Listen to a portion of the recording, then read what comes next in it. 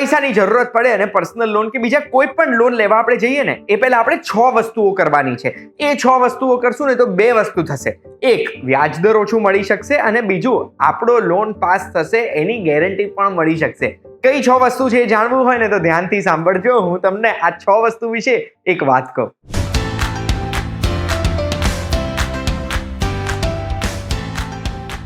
એક વાત કહું, આપનું સ્વાગત છે. મારું નામ છે ગુંજ ઠક્કર અને લોન લેતી પહેલા 6 વસ્તુઓ કરવાની છે ને એમાં સૌથી પહેલું છે આપણો સિબિલ સ્કોરનું ધ્યાન રાખવાનું.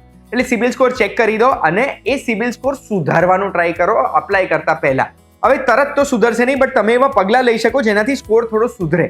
કયા પગલાં? તો માની લો આપણો ક્રેડિટ હિસ્ટ્રી કંઈક ને કંઈક તો હશે. ક્રેડિટ કાર્ડ, આપણે જૂની લોન લીધી હશે કે બીજી કોઈ પણ ટાઈપની ક્રેડિટ હિસ્ટ્રી, તો એમાં એવું ટ્રાય કરવાનું કે આપણે 2-3 ટાઈપના ક્રેડિટ ભેગા કરેલા હોય. હવે એ અગર ક્રેડિટ ભેગા નથી કરેલા તો તરત તમે કરી નહીં શકો. લોન આપણે લેવાની છે ક્રેડિટ મિક્સ કરવા માટે, પણ કોઈ પણ એક ટાઈપની લોન કરીએ ને તો આપણો સિબિલ સ્કોર નહીં સુધરે. એના સિવાય આપણને જેટલી લિમિટ છે ને, ક્રેડિટ કાર્ડ અગર આપણે વાપરતા હોઈએ તો, અગર ક્રેડિટ કાર્ડ નથી વાપરતા તો ક્રેડિટ કાર્ડનું એપ્લિકેશન કરી દેવાનું. એ તરત જ તમારી ક્રેડિટ લાઇન ખુલી જશે ને એનાથી તમે સિબિલ સ્કોર સુધારી શકશો. અને અગર જો ક્રેડિટ કાર્ડ છે તો એમાં ટ્રાય કરવાનું કે જેટલી લિમિટ છે ને એમાં 30%થી વધારે ના હોવું જોઈએ આપણું દેવું. લિમિટમાં 30%થી ઓછું દેવું રહેશે તો તમારો ક્રેડિટ સ્કોર સુધરશે. પછી ટાઈમસર પેમેન્ટ કર્યા છે અને લાંબી ક્રેડિટ હિસ્ટ્રી, આ બંને આપણા ફાયદામાં કામ કરે છે. એટલે આ બંને વસ્તુઓ તો આજથી શરૂ કરી દો. એટલે આપણે જો ક્રેડિટ કાર્ડ નથી વાપરતા તો ક્રેડિટ કાર્ડ અગર લેવું પડે છે તો લઈને સિબિલ સ્કોર સુધારવા માટે ટાઈમસર એના પેમેન્ટ કરવાના ચાલુ કરી દો. સિબિલ સ્કોર તરત જ સુધરી જશે અને સારો સિબિલ સ્કોર એટલે સારા વ્યાજ દરે આપણને લોન મળશે. બીજું, સ્ટેબલ ઇન્કમ મેન્ટેન કરો. એટલે આપણી જે આવક છે ને, આવકનું પ્રોપર ITR ફાઇલિંગ કરવાનું. આવક પ્રોપર સ્ટેબલ આપણી લાગવી જોઈએ. બેંક જ્યારે લોન પાસ કરે ને એની પહેલા એ જોવે છે કે આ લોનના હપ્તા ભરી તો શકશે ને, એટલે આપણી આવક આપણે એમને પ્રૂફ સાથે બતાડી શકીએ ને એની સગવડ કરી દો લોનની એપ્લિકેશન કરતા પહેલા. ત્રીજું, લોનની એપ્લિકેશન કરતા પહેલા અગર આપણે કોઈ દેવા છે ને એ દેવા થોડા ઘટાડી દો. એટલે આપણી જે આવક જે આપણે બતાડી છે સ્ટેબલ ઇન્કમ, એના 30% થી 50%થી વધારે EMI ના હોવું જોઈએ. હવે આપણે જો નવી લોન લેવી છે ને 30-40% EMI ઓલરેડી ચૂકવી રહ્યા છે ને, તો એ નવી લોન લેતા વખતે જે બેંક NBFC છે ને એ કહેશે કે તમે ઓલરેડી આટલા EMI ભરો છો, નવું EMI ની જગ્યા ક્યાં છે. એટલે કોઈક દેવું જે તમે ઘટાડી શકતા હોય ને એ દેવું ઘટાડી દેજો. પછી લોન એપ્લિકેશન કરશો ને તો તરત જ તમને લોન મળી જશે. ચોથું, લોનની રકમ પ્રોપર હોવી જોઈએ. એટલે આમાં કેવું છે, આપણી આવક, આપણી બધી વસ્તુઓમાં અગર જો વધારે લોન મળવા પાત્ર હોય છે અને આપણે પૂરેપૂરી લોન માંગી લઈશું ને તો પણ બેંકને એવું થશે કે આને મળે છે એટલી પૂરી લોન કેમ માંગે છે, કારણ કે આપણને પૂછશે લોનના પૈસાનું શું કરવું છે.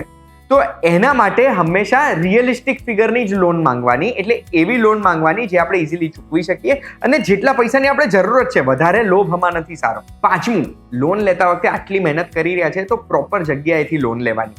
એટલે તમે નોટિસ કરજો, NBFC હશે કે પછી નાની નવી બેંકો હશે, એ બધા કદાચ વ્યાજદર આપણા જોડે વધારે ચાર્જ કરતા હશે. એની સામે મોટી નેશનલાઇઝ્ડ બેંક્સ કે પછી કોઓપરેટિવ બેંક્સ, એમનો વ્યાજદર કમ્પેરેટિવલી ઓછો પણ હોઈ શકે છે. એટલે એ આપણે ચેક કરતા રહેવાનું કે ક્યાં આગળ વ્યાજદર સૌથી ઓછો આપણને મળે છે ને ત્યાંથી જ લોન અપ્લાય કરવાની. એનાથી રીપેમેન્ટ આપણને ઇઝી પડશે. છઠ્ઠું, અગર તમને લાગે છે કે લોન મળવી અઘરી પડી શકે ને તો એક કો એપ્લિકન્ટ કે લોન ગેરેન્ટરને પણ આપણે તૈયાર કરી શકીએ છીએ, જેની સાથે મળીને આપણે લોન અપ્લાય કરીએ. આમાં એક વસ્તુ ધ્યાન રાખવાની છે કે કો એપ્લિકન્ટ કે લોન ગેરેન્ટર બંને ઉપર જવાબદારી આવશે આપણા લોનની ચૂકવણી કરવાની, અને એમનો સિબિલ સ્કોર પણ ખરાબ થશે અગર આપણે ટાઈમસર નહીં ભરીએ તો. એના સિવાય લોન ગેરેન્ટરની એક પૂરેપૂરી વિડીયો છે જે તમને એન્ડમાં લિંકમાં દેખાશે. એ વિડીયો પર ક્લિક કરીને તમે લોન ગેરેન્ટરની જવાબદારીઓ જોઈ શકશો.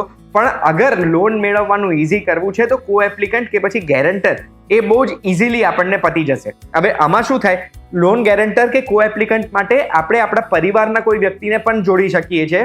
પણ બોસ, આ એક જવાબદારી છે. એટલે જો આવી લોન લો છો તો ચૂકવણી કરવાની જવાબદારી બહુ જ રિસ્પોન્સિબિલિટીથી પૂરી કરવી પડશે.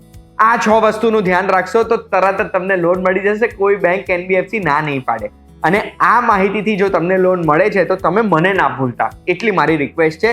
આવી જ માહિતી માટે એક વાત કહું, જોતા રહેજો. આપણે ફરી મળીશું.